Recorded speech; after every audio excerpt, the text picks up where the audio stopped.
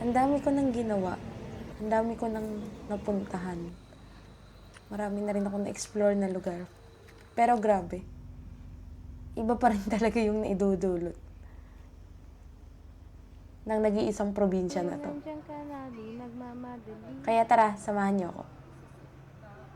Samahan niyo ako sa adventure namin sa Patnanungan, Quezon. I know you told your friend you're not okay. And tell me what's wrong and why you never said you felt that way. And guess you're trying to stay strong and fake a smile until I look away. But I've known you too long, it hurts to watch your blue eyes fade to gray as you fade away.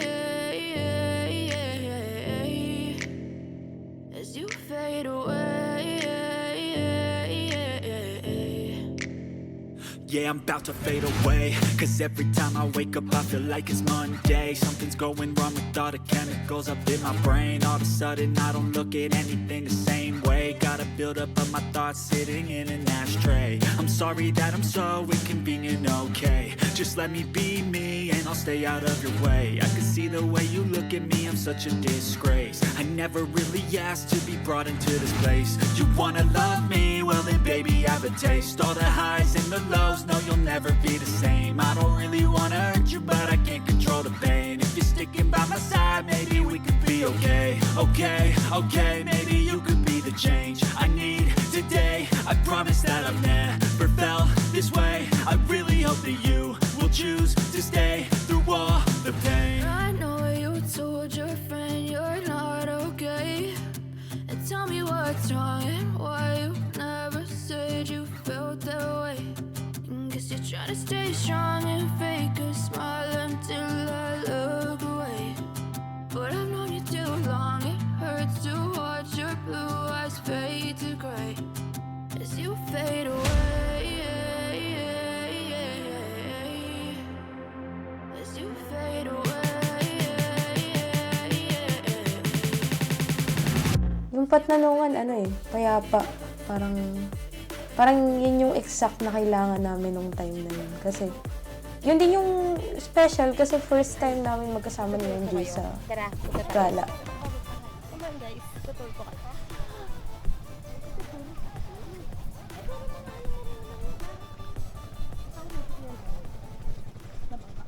Kita ka ba? Kita? Yan yung, ito nga pala ay, hindi ko muna sasabihin ko anong lugar. Tsari yung nakalagay sa title. Ito nga pala ang Patnanungan. Oo, ang ganda. So, kung gusto niya ng magandang lugar, parang ala Palawan yung ganda ng beach. Ito na kayo dito. Next time pala yung dala tayo ng mga lagayan. Something, no? Dapat pala ginawa na natin yung ayaw mo kasi, gugo ko na sana yun eh. Hindi kasi Charis. sinaisip ko after nito, hindi naman, ewan ko nga, alis ka. Kasi after nito, kalaya na ulit. Oo nga. Hindi na tayong bumili. Okay. Mura ba dun? Hindi, I mean, Yung pangkalayan na lang. Oo. Oo, kasi, sabagay, yung best mo baga. Hindi, depende naman yun sa mood. Charis, joke lang. Mamaya, biglang, Bigla ang lakad. Ganun. marunong ka sumakay ng bangka. Of course. Oh, or, very good. That time, I was deciding if I really wanna go to Humalig. Pero kasi, yung Humalig, Quezon is very important sa aming magkakaibigan. So, talagang hindi kami pumupunta ng Humalig kung hindi kami magkakasama. And, nung time na yun, alam ko na may Patnanungan, Quezon. Pero hindi ako aware na sobrang lapit lang pala niya sa Humalig. Then, yun, sinabi ko sa kanya na, ito yung Villa Carin, sobrang sikat nitong resort na to. Papunta kami sa sa, hindi ko alam, saan ba tayo pupunta? Ayun daw. Kita nyo? Yun. There. That one. Doon tayo pupunta? Doon kami pupunta. Tapos, may mga kasama kami. Siyempre kunwari vlogger tayo, di ba? Kahit hindi naman entire time ng mga nakikita niyo? Oo. Shy type siya. Ayaw niya talaga lumingon.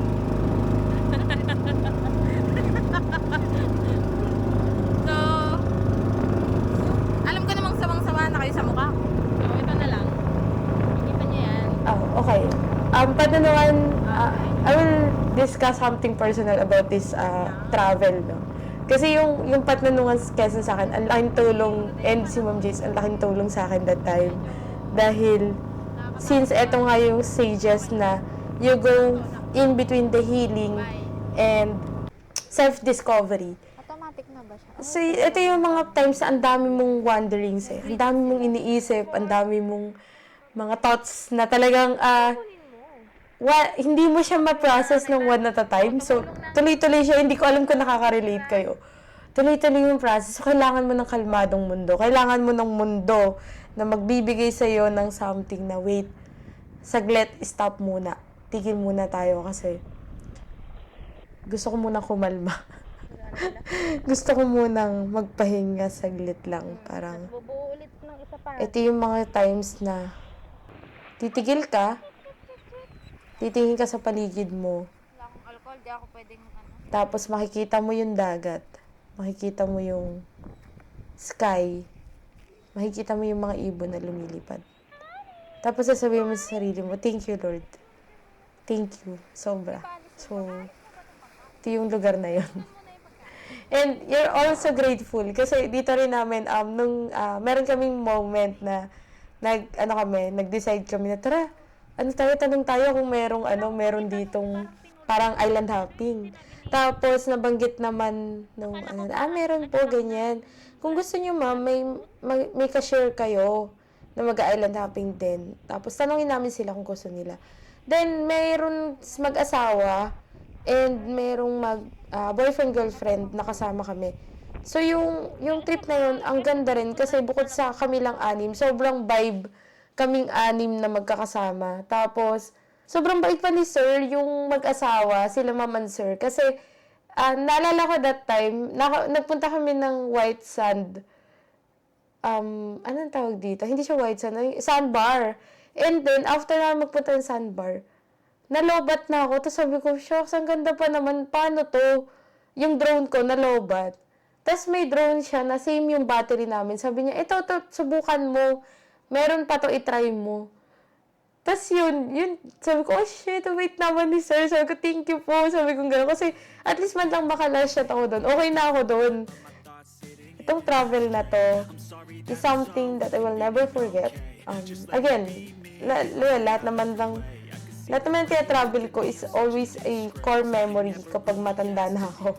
Pero itong lugar na to, ito yung nagpa-realize sa akin na kahit na ano yung pinagdadaanan mo, or kung ano man yung na-experience mo that time, lagi kang makaka-recover. So, hindi ko na, actually, matagal na ngayon is 2026 na. And 2024 pa tong video na to. And obviously, ngayon, sobrang saya ko naman na. Ito rin ito ang Patnanungan Quezon.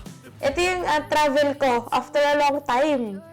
Ito yung travel ko from 2023 ng February, I think. Yun yung last travel ko, Sagada, with my special friends, my group of people, my favorite people. Imagine from February 2023 to August 2024. So, more than a year. Hindi normal sa akin na more than a year na hindi ka nagta-travel. And sobrang makulong ako. Sobrang nawala talaga ako noon. Masyado kong inintindi yung mundo na meron ako that time.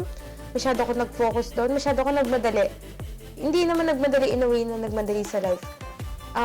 Binigay ko yung sarili ko into a person na, I'm not blaming this person I mean, I'm just telling na nawala yung ako dahil ibinigay ko yung sarili ko dun sa tao. So, inalign ko yung sarili ko sa tao kasi I want that to work out. I want our whole relationship to work out. And I'm so thankful naman na naranasan ko yun. Pero shit, iba talaga yung experience kapag pag nawala ka. Kapag hindi ikaw yun, yung buong entire time na yun, I mean, hindi mo, nadrag ka eh. Kasi you want to go further. Nadrag ka kasi you want to know the person. And nadrag ka kasi you really want something to work out. You really want your relationship to work out. And, dude, grabe yung, yung feeling kapag bumalik ka. Patnanungan makes me experience and makes me realize na, rather, na, shit, I'm back. Ako na ulito. Akin na ulitong moment na to. Ang tagal kong nawala. I want you guys to remember this one. Kapag na-experience nyo yung ganong klase ng heartbreak, kapag nangyari yun sa'yo, huwag ka mag-alala kasi I'm sure gagawa at gagawa si Lord ng way para bumalik ka sa kung ano yung meron ngayon. So, yun lang. Thank you so much sa panonood and I hope may natutunan kayo dun sa travel na to. Kasi ako sobrang dami kong natutunan.